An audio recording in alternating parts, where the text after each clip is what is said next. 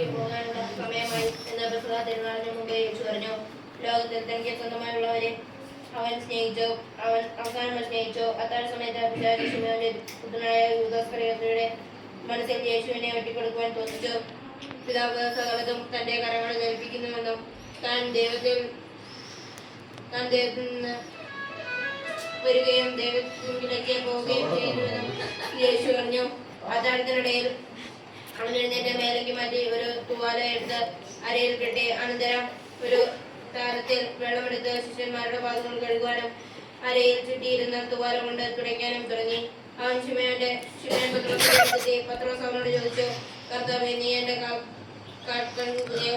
യേശു പറഞ്ഞു, ഞാൻ ചെയ്യുന്നത് എന്തെന്ന് ഇപ്പോൾ നീ അറിയുന്നില്ല, എന്നാൽ പിന്നീട് അറിയും. പത്രോസ് പറഞ്ഞു, നീ ഒരിക്കലും എന്റെ പാദം കഴുകരുത്. യേശു പറഞ്ഞു, ഞാൻ നിന്നെ കഴുകുന്നില്ലെങ്കിൽ നിനക്ക് എന്നോട് കൂടെ പങ്കില്ല.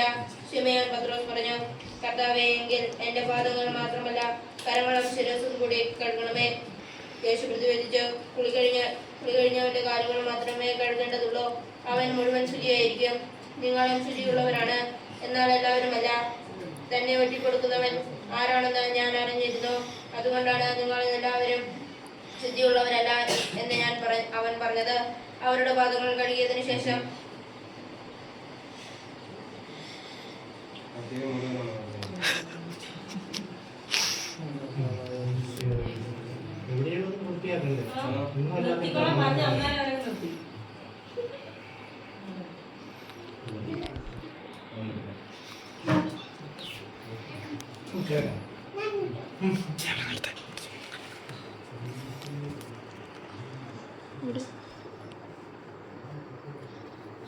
ഒരു പുറപ്പാടിന്റെ നേരമായി, ഒരു പുറപ്പാടിന്റെ കാലമായി.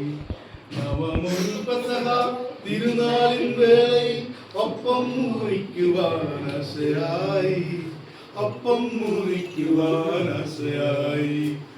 ഒരു പുറപ്പാടിന്റെ നേരമായി, ഒരു പുറപ്പാടിന്റെ കാലമായി.